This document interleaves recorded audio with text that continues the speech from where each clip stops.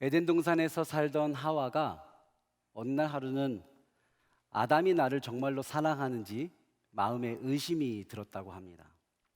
그래서 아담의 사랑을 좀 확인하고 싶었던 거죠. 그래서 아담에게 묻습니다. 아담, 나 사랑해? 그래서 아담이 얘기하죠. 응, 사랑해. 근데 하와가 그 마음에 믿음이 생기지 않는 것 같은 거예요. 그래서 하와가 또 묻습니다. 아담, 나 진짜 사랑해? 아담이 더 강하게 얘기하죠. 아, 그럼 진짜 사랑하지. 근데 하와가 그 믿음이 생기지 않아요. 마음이 차지 않아요. 또 물어봅니다. 아담, 진짜로 나만 사랑하는 거지? 나만 사랑하지? 그자 아담이 화를 갑자기 확 내면서 얘기하는 겁니다. 그럼 여기 너 말고 누가 또 있어?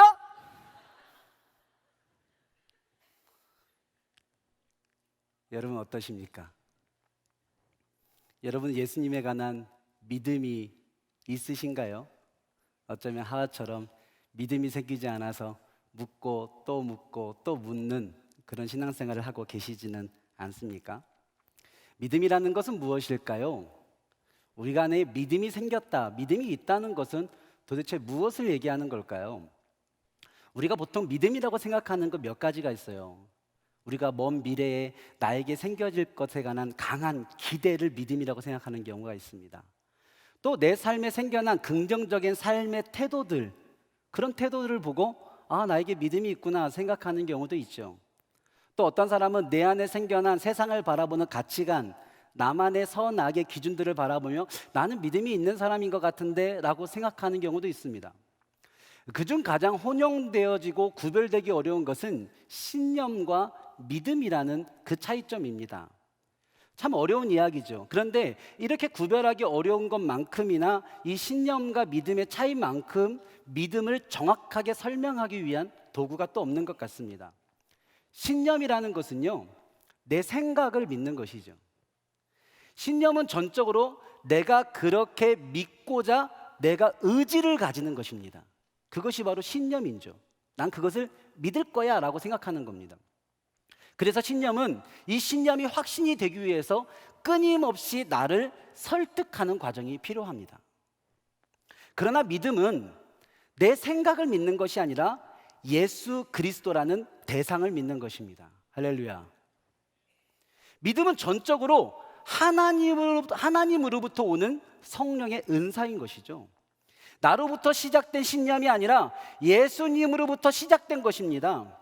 나에게 주어지는 선물이고 내 안에 있는 것, 그것이 바로 믿음이라고 할 수 있습니다. 그러하기에 우리는 예수님 없이 믿음을 시작할 수가 없는 것입니다. 예수님 없이 우리의 믿음을 완성할 수도 없는 것입니다. 그래서 믿음을 가지고자 하는 자는 먼저 예수 그리스도를 만나야 합니다. 예수 그리스도를 바라봐야 하는 거죠. 믿음으로 살고자 하는 자는 예수님을 바라보며 살아야 하는 것입니다. 오늘 우리가 읽었던 본문에서 예수님을 바라보자라고 되어 있는 부분을 NIV 영어 성경은 예수님께 우리의 시선을 고정하자라는 말로 번역을 해 놓았어요. 저는 참 절묘한 번역이다라는 생각이 들었습니다. 예수님을 바라보자라는 것은 그냥 바라보는 것이 아니라 예수님만 바라보는 것입니다. 예수님께 우리의 눈이 완벽히 고정되어져 있는 것입니다. 그래서 오늘 우리가 함께 나눌 말씀의 제목을 시선 고정, 예수님께 시선 고정이라고 정해 보았습니다. 오늘 본문의 말씀은 왜 예수님께 우리의 시선이 고정되어 있어야 한다고 얘기하는 걸까요? 앞서 이야기했듯이 예수님께 그 믿음이 있기 때문에 그렇습니다. 오늘 본문은 믿음은 예수님으로부터 시작하고 예수님을 통해 완성되어지는 것이다 라고 정의하고 있는데요, 오늘 본문 말씀의 앞부분을 우리 한 번 더 읽어볼까요? 함께 읽겠습니다. 시작. 믿음의 주요 또 온전하게 하시는 이인 예수를 바라보자. 아멘. 여기서 믿음의 주라고 쓰여진 헬라어 원어가 아르케콘이라는 단어입니다. 이 아르케콘은 시작, 창시라는 뜻의 아르케와 이끌다라는 뜻의 아르코, 이 두 단어가 합쳐져서 만들어진 합성어에서 유래되었습니다. 시작을 이끄는 사람이라는 뜻이죠. 그래서 우리나라 말로 번역한다면 창시자 또는 선구자라는 번역이 조금 더 원어에 가까운 번역인 것 같습니다. 또 온전하게 하다라는 뜻으로 번역된 텔리이오텐이라는 단어는요, 완성자라는 뜻을 가지고 있어요. 즉 믿음의 주요 온전케 하시는 이다라는 이 설명을 조금 더 풀어 설명하자 보면, 예수님께서는 우리의 믿음의 시작을 이끄신 분이고 우리의 믿음의 시작의 창시자이시고 그 믿음을 완성하신 분이다 라고 얘기하는 거죠. 예수님은 믿음을 시작하신 분이고 완성하신 분입니다. 그러하기에 믿음은 결코 나로부터 시작될 수 있는 것이 아닙니다. 예수님께서 그 믿음의 시작을 이끌어 주셔야지만 가능한 것이 믿음이다 라고 얘기하는 거죠. 나의 어떠한 깊은 묵상이나 어떠한 지식적인 깨달음, 내 삶의 어떠한 순간의 결단을 통해 만들어지는 것이 아닙니다. 또 그러한 방법들을 지속한다고 완성되어지는 것도 아니죠. 믿음은 100% 예수님을 만남으로 시작됩니다. 예수님을 바라봄을 통해 그 믿음은 성장되어지고 완성되어지는 것입니다. 여러분, 믿음이 있기를 바라십니까? 그렇다면 예수 그리스도를 보아야 합니다. 그분이 바로 그 믿음의 시작이기 때문에 그렇습니다. 여러분, 믿음이 성장하기를 원하십니까? 그렇다면 예수 그리스도에게서 시선을 떼시면 안 됩니다. 예수님을 계속 바라보셔야 합니다. 그분이 바로 우리가 완성해야 할 그 믿음의 완성자이시기 때문입니다. 그렇다면 예수님을 바라본다는 것은 구체적으로 어떤 것을 이야기하는 걸까요? 예수님을 바라본다는 것은 구체적으로 예수님의 어떤 부분을 바라본다는 것일까요? 첫 번째로 십자가의 예수님을 바라보는 것입니다. 오늘 본문 중반절까지를 한 번 더 읽어봅시다. 이브리서 12장 2절 말씀 중반절까지 한 번 더 읽어보겠습니다. 시작. 믿음의 주요 또 온전하게 하시는 이인 예수를 바라보자. 그는 그 앞에 있는 기쁨을 위하여 십자가를 참으사 부끄러움을 개의치 아니하시더니. 아멘. 예수님께서 십자가를 참으셨다라는 거예요. 그 십자가의 부끄러움을 개의치 않고 견뎌내셨다라는 겁니다. 오늘 말씀은 우리가 봐야 될 예수님의 그림을 십자가 위에 계신 그 예수님으로 우리의 시선을 인도하고 있는 것입니다. 우리가 봐야 될 수많은 예수님의 모습 가운데 우리의 시선이 고정되어 있어야 한다면 그것은 십자가 위에 계신 예수님께 우리의 시선이 고정되어 있어야 된다라고 얘기하는 거죠. 예수님 십자가에 왜 계신 겁니까? 그 부끄러운 십자가, 그 고통스러운 십자가 위에 예수님은 왜 그곳에 계신 겁니까? 누구를 위하여 십자가를 지신 것인가요? 제가 이미, 여러분은 깜짝 놀라겠지만 이미 민방위 훈련이 끝난 지가 한참 된 나이인지라,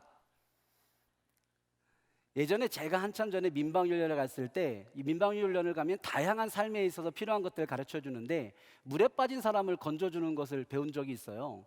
사람이 물에 빠져서 나 살려주세요, 나 살려주세요 허우적대고 있으면요, 아무리 수영을 잘해도요 금방 뛰어들면 안 된다네요. 이유 아십니까?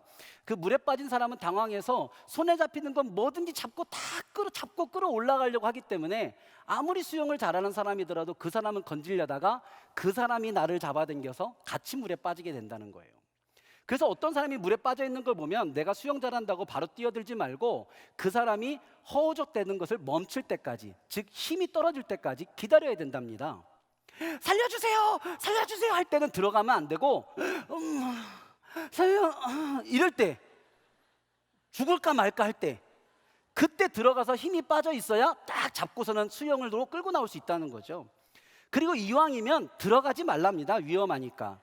남자 혁대를 풀어다가 끈을 묶으면요 사람을 끌어당길 수 있는 밧줄을 즉석에서 만들 수도 있고요, 깜짝 놀랐는데 코카콜라 1.5리터 PT병을 비운 다음에 뚜껑을 닫아서 던져주면 성인 남사 한 명을 띄울 수 있는 부력이 생긴답니다. 그래서 결국 뛰어들지 말라는 거예요.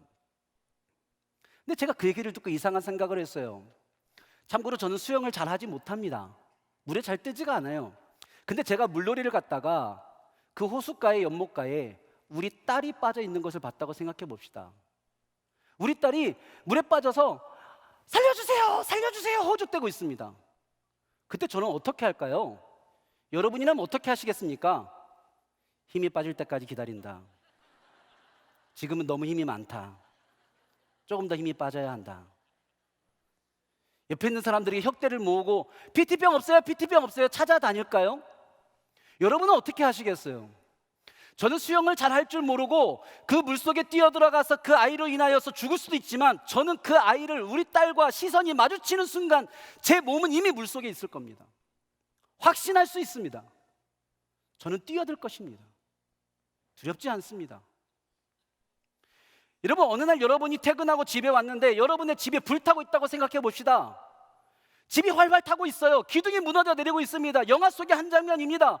막 집이 통째로 무너져 내리고 있고 소방차가 와 있고 사람들 사이로 폴리스 라인을 치고 있습니다. 사람들이 와서 어떻게 그러고 있어요. 소방관들이 위험합니다, 위험합니다, 물러서세요, 물러서세요, 불길이 너무 셉니다, 집이 무너집니다 하고 있습니다. 그런데 갑자기 그 무너지는 집 속에서 목소리가 들리는 거예요. 아빠, 아빠. 제 아들의 목소리가 들리고 있다고 생각해 보십시오. 여러분 어떻게 하시겠습니까?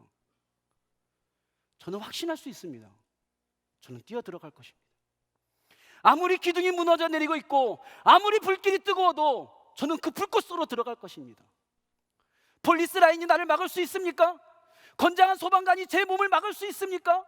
못 막습니다. 저는 뛰어들어갈 자신이 있습니다. 여러분, 우린 십자가의 예수 그리스도 안에서 왜 예수님께서 그 십자가를 지셨는가? 우리가 예수님의 아들, 딸이기 때문입니다. 예수님께서 십자가를 지실 때 예수님 주저하지 않으셨습니다. 예수님 고민하지 않으셨다는 거예요. 내 아들이 죽어가고 있거든요. 내 딸들이 죽어가고 있거든요. 예수님은 그 십자가에 단번에 몸을 던지신 것입니다. 여러분, 단순히 나의 죄를 위하여서 예수님이 십자가를 지셨다라는 교리적인 지식을 넘어서서 십자가의 예수 그리스도를 만날 때 나의 존재감이 바뀌는 겁니다. 나의 정체성이 바뀌는 겁니다. 아, 예수님이 고민 없이 십자가에 뛰어드실 정도로 나를 사랑하시는구나. 아, 내가 예수님의 아들이구나. 내가 예수님의 딸이구나. 하나님이 나의 아버지이시구나. 하나님께서 이 땅에 인간의 몸으로 오셔서 우리를 위하여 십자가에 달리신 이유는 딱 하나입니다. 이 세상에 죽어가고 있는 존재들이 너무나 많고 너무나 안타까운 소식들이, 멸종과 기후위기의 소식들이 우리의 귓가를 안타깝게 하지만, 그러나 여러분, 하나님께서 이 땅에 그들을 살리기 온 것은 아니잖아요. 예수님께서 십자가에 달리신 딱 하나의 이유, 내 사랑하는 자녀를 살리기 위한 것입니다. 그래서 십자가의 예수를 바라보면 우리는 내가 얼마나 소중한 존재인지를 깨닫게 됩니다. 나의 가치를 다시 한번 생각하게 됩니다. 요한복음 1장 12절 말씀, 영접하는 자, 곧 그 이름을 믿는 자들에게는 하나님의 자녀가 되는 권세를 주셨으니 아멘. 로마서 8장 15절에 놀라운 고백이 있죠. 너희는 다시 무서워하는 종의 영을 받지 아니하고 양자의 영을 받았으므로 우리가 아빠, 아버지라고 부르짖느니라. 아멘. 십자가의 예수님을 바라보면요, 우리 안에 하나님을 아버지라고 부를 수 있는 믿음이 생기는 겁니다. 그것이 우리 믿음의 시작이 되는 거죠. 고와 같이 버려졌던 우리가 하나님을 아버지라고 부를 수 있는 존귀한 자로 변화되어진 것입니다. 여러분, 믿음이 있다 하면서도 여전히 나를 무가치하고 사랑받을 자격이 없는 자로 바라보며 낭망하고 주저앉아 있는 사람들이 있습니까? 내 남편, 내 아내, 내 가정, 내 자녀들, 내 삶의 모습 바라보며 나는 왜 이런 사람일까라고 낭망하며 오늘 이 자리에 앉아 있는 사람이 있습니까? 예수님을 바라보십시오. 예수님을 통해 나를 보십시오.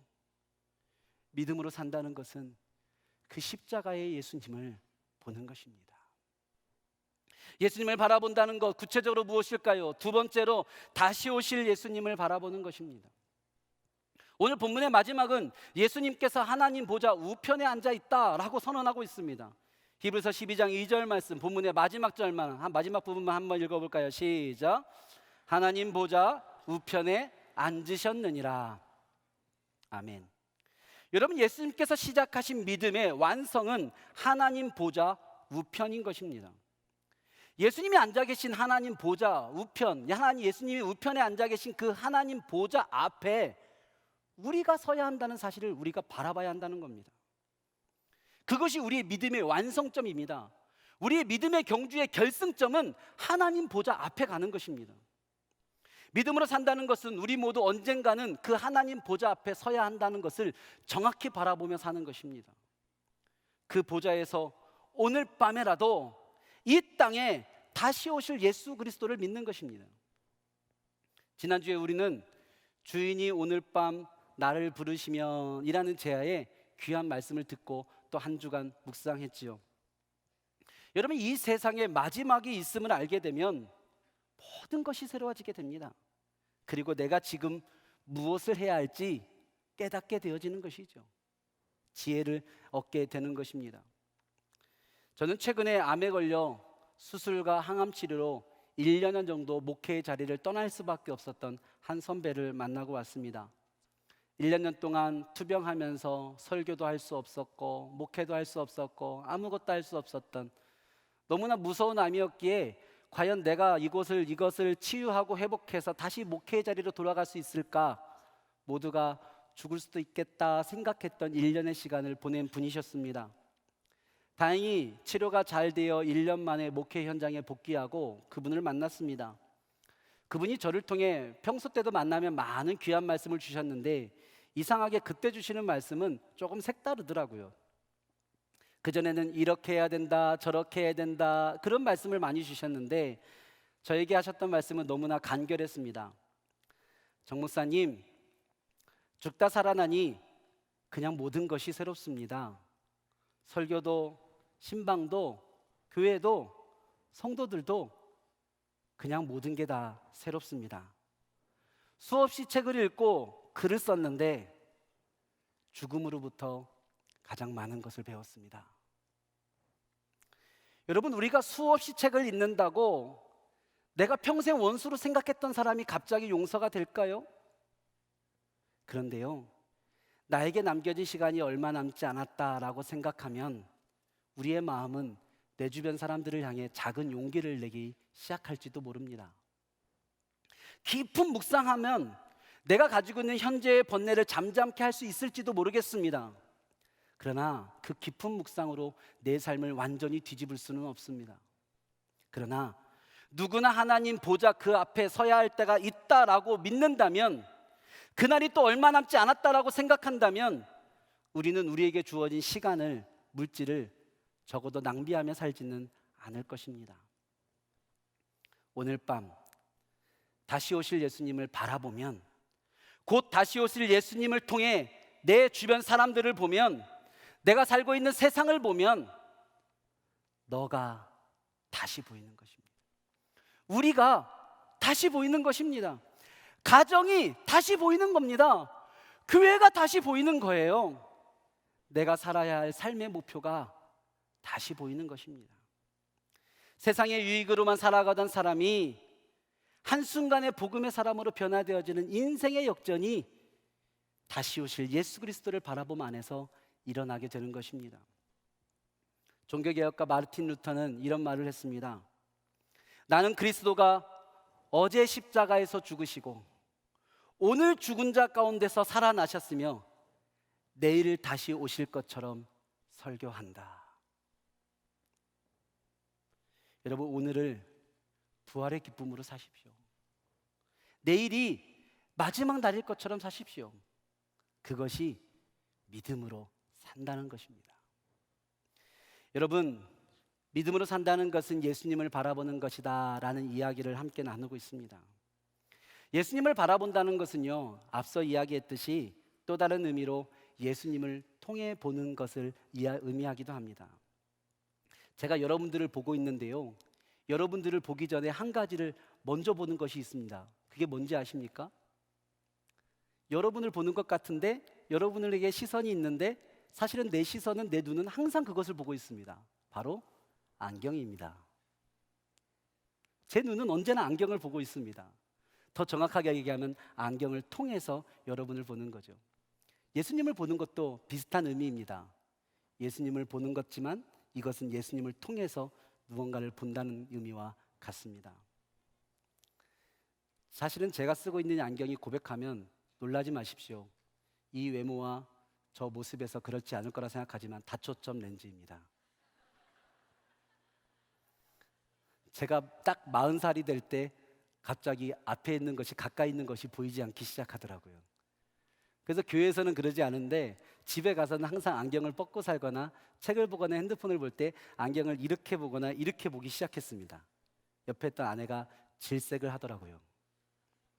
그래도 이 나이에 다초점 렌즈 할 수 없다라고 꿋꿋이 버텼는데 어느 순간 설교하러 올라왔는데 원고가 보이지 않는 거예요. 안 되겠다 싶어서 다초점 렌즈를 맞추고 열심히 적응하고 있습니다. 여러분, 다초점 렌즈 안에는 렌즈가 2개 있는 거 아십니까? 가까이 있는 것을 볼 때는 반쪽에 아래 렌즈로 보고 멀리 있는 여러분들을 볼 때는 위에 렌즈로 봐야 됩니다. 근데 처음에 그것이 잘 되지 않더라고요. 그랬더니 안경사가 저에게 그렇게 얘기합니다. 연습해야 됩니다. 훈련해야 됩니다. 계속 보다 보면 잘 보게 됩니다. 그러더라고요. 우리가 예수를 바라본다라는 것 2가지 이야기를 했습니다. 십자가의 예수님을 통해 나를 보는 것입니다. 다시 오실 예수님을 통해 세상을 보는 것입니다. 다시 오실 예수님을 통해 사람을 보는 것입니다. 어쩌면 예수라는 안경 안에도 2가지 렌즈가 있는 것만 같습니다. 언제나 나를 볼 때 십자가 예수님을 통해 나를 보고, 내 주변에 있는 사람들과 내가 가진 것과 세상 사람들을 바라볼 때 곧 다시 오실 예수 그리스도를 통하여서 보기 시작한다면 우리는 믿음의 안경을 가진 사람으로 살 수 있지 않을까요? 안경을 통해 보지 않으면 잘 볼 수 없듯이 예수를 통해 보지 않으면, 믿음이라는 안경을 통해 보지 않으면 우리는 잘 볼 수가 없습니다. 여러분의 인생이 잘 보이지 않습니까? 여러분의 가정이 가야 될 길이 보이지 않습니까? 여러분의 자녀들이 잘 보이지 않나요? 예수를 보지 않아서 그렇습니다. 믿음을 통해서 보지 않아서 그렇습니다. 이제 예수님을 통해서 봐야 합니다. 믿음의 안경으로 봐야 합니다. 그 믿음의 안경을 결코 무언가를 보려고 시도해서는 안 됩니다. 예수님 외에 다른 것에 시선을 두지 않는 것, 예수님을 통해서만 모든 것을 보는 것, 그것이 바로 믿음으로 산다라는 것이죠. 여러분, 그러나요? 이것이 그렇게 말처럼 쉬운 일만은 아닌 것 같아요. 요즘 우리가 새벽마다 열심히 공부하고 있기도 한데 웨스트민스터 신앙고백 믿음에 관한 14장 3항에 보면 믿음에 관해서 이렇게 고백되어 정의되어져 있더라고요. 이 믿음은 정도의 차이가 있어 약하기도 하고 강하기도 하며 자주 여러 모양으로 공격을 받아 약해질 수도 있지만 마침내는 승리한다. 여러분, 믿음은요, 약해질 때가 있다고 합니다. 강해질 때가 있다고 해요. 여러분, 지금 어떤 상태세요? 믿음은 또 여러 모양으로 공격을 받을 때도 있다고 합니다. 여러분, 그러네요. 염려하지 말래요. 마지막에 뭐라고 써져 있었던 거 기억나십니까? 마침내는 승리한다. 여러분, 그것이 믿음으로 산다는 것이라는 겁니다. 왜냐하면 나에게 이 믿음을 주시고 이 믿음을 완성하시는 분이 내가 아니라 예수님이기 때문에 그렇습니다. 나는 믿음이 강할 때도 있고 믿음이 약할 때도 있고 나는 믿음이 여러 가지 시험을 받아 고난을 받을 때도 있지만 내 믿음을 완성해 가고 계신 분이 예수님이기 때문에 마침내는 승리한다. 이 믿음으로 마침내 승리한다. 여러분, 예수님은 우리가 가야 할 믿음의 길을 시작하셨고 마지막까지 완주하셔서 하나님 보좌 우편에 앉아 계신 분이십니다. 우리는 그분이 가신 그 길을 따라가기만 하면 되는 거예요. 그 길만 따라가면 됩니다. 고민할 필요가 없습니다. 어떤 길이 믿음에 승리하는 길인지 염려할 필요가 없는 겁니다. 예수님이 가신 그 길만 따라가면 틀림없습니다. 마침내 승리하게 됩니다. 예수님은 우리에게 결코 새로운 믿음의 길을 만들어라, 새로운 믿음의 길을 네가 개척해라 하신 적이 없습니다. 우리는 새로운 길을 개척하기 위해 험한 숲을 속으로 낫을 들고 뛰어들 필요가 없는 것입니다. 그분이 다져놓으신 그분의 발걸음이 있는 그 길만 따라가면 됩니다. 예수님이 써놓으신 친절한 말씀의 이정표만 잘 읽으며 가면 됩니다. 여러분, 믿음이 약해지셨습니까? 다른 데 가서 믿음을 찾고 계십니까? 무언가 대단한 것을 통해서 이 믿음을 더 성장시키고 싶으십니까? 여러 가지 모양으로 고난을 당하고 계십니까? 걱정하지 마십시오. 예수님만 잘 바라보면, 예수님 따라가면 마침내는 승리하게 됩니다. 사랑하는 성도 여러분, 예수님께 오늘 우리의 시선을 고정해야 합니다. 예수님이라는 안경에 다시 우리의 모든 초점을 다시 잘 맞추어야 합니다. 근데 여러분이 오늘 예수님을 다시 바라보기 시작할 때 어떤 분들은 깜짝 놀라실 거예요. 화들짝 놀라실 겁니다. 왜냐하면 예수님을 바라봤을 때 예수님의 시선이 나를 바라보고 있는 것을 느끼실 거기 때문에 그렇습니다. 그런 거 있잖아요. 살짝 보려고 했는데 눈 딱 마주치는 거. 여러분 알고 계세요? 우리 예수님 외에 예수님은 다른 것에 시선을 두신 적이 한 번도 없다고 얘기하고 계십니다. 나는 예수님 외에 수많은 것에 시선을 뺏긴 적이 많지만 그 모든 순간에 예수님은 단 한순간도 여러분에게 시선을 돌린 적이 없습니다. 우리는 오늘 우리의 시선을 고정하자라고 시선 고정이라는 제목으로 말씀을 나누고 있지만 예수님은 태초부터 지금까지 시선 고정입니다. 예수님은 한 번도 여러분들에게 눈길을 돌린 적이 없습니다. 그분의 눈은 언제나 나에게 고정되어 계십니다. 가끔씩 교회 프로그램을 할 때 또 필요할 때 패션 오브 크라이스트라는 우리가 너무나 잘 알고 있는 예수님의 영화의 장면들을 보게 됩니다. 그것에 보면 우리 가운데 인상에 남는 많은 장면들이 있지만 그 영화를 볼 때마다 제 마음 가운데 보고 또 봐도 다시 한번 하게 하는 장면 하나는 십자가 위에서 예수님의 시선입니다. 그 장면이 카메라가 예수님 십자가 달신 예수님을 향해 쫙 클로즈업해서 들어가는데요. 예수님의 눈이 한쪽 눈은 뭉개져서 완전히 감겨 있고 한쪽 눈은 피 범벅으로 살며시 떠 있는데 그 예수님의 눈동자가 그 화면 속의 눈동자가 나를 쫙 바라보고 계신 거예요. 그 영화를 보다가 그 십자가 위 예수님과 시선을 딱 마주하게 됩니다. 여러분 십자가 위 예수님 시선 어디에 고정되어 계십니까? 예수님 자기를 때리고 자기를 모욕하는 로마 병정들 보고 있지 않습니다. 예수님 먼 산 보고 계시지 않습니다. 십자가 위 예수님 여러분들에게 시선 고정입니다. 하나님 보좌 우편에 앉아 계신 예수님 지금 어디 보고 계십니까? 그 예수님 딴 데 보고 계시지 않습니다. 천사들 보고 계시지 않습니다. 악마 마귀 사탄들 보고 계신 거 아닙니다. 예수님 하나님 보좌 우편에 앉으셔서 오늘 여러분들에게 시선 고정입니다. 우리의 눈이 예수님께 시선 고정되기 이전에 예수님께서 나에게 시선 고정하고 계심을 우리가 잊지 않아야 됩니다. 사랑하는 성도 여러분, 믿음이 있기를 오늘 원하십니까? 믿음이 성장되기를 원하십니까? 그러면 그 믿음의 시작이요, 그 믿음의 완성자인 예수 그리스도를 바라보아야 합니다. 그분이 그 믿음으로 우리의 삶을 확 사로잡으실 것입니다. 우리가 예수님의 눈과 마주치면 예수님의 시선이 우리의 마음을 확 사로잡을 것입니다. 예수님의 믿음이 우리를 확 사로잡으실 것입니다. 그래서 그 믿음으로 살게 하실 것입니다. 여기 믿음에 대한 찰스 킨슬리 목사님의 위대한 선언이 있습니다. 나는 단순히 믿음을 소유하는 것을 원하지 않는다. 나는 믿음이 나를 사로잡기를 원한다. 기도하겠습니다. 하나님, 오늘 우리의 믿음이 예수님으로부터 시작되기를 바랍니다. 오늘 우리의 믿음이 예수님을 통해 완성되어져 가기를 바랍니다. 믿음의 주여 온전하게 하신 예수님을 바라보는 우리의 삶 되게 하시옵소서. 예수님으로부터 시선을 놓치지 않는 삶이 되게 하시옵소서. 십자가 예수님과 다시 오실 예수님을 통해 나와 세상을 바라보는 우리의 믿음의 삶이 되게 하옵시고, 이 시간 예배하는 우리 모두가 믿음으로 마침내 승리하게 하옵소서. 예수님의 이름으로 기도합니다.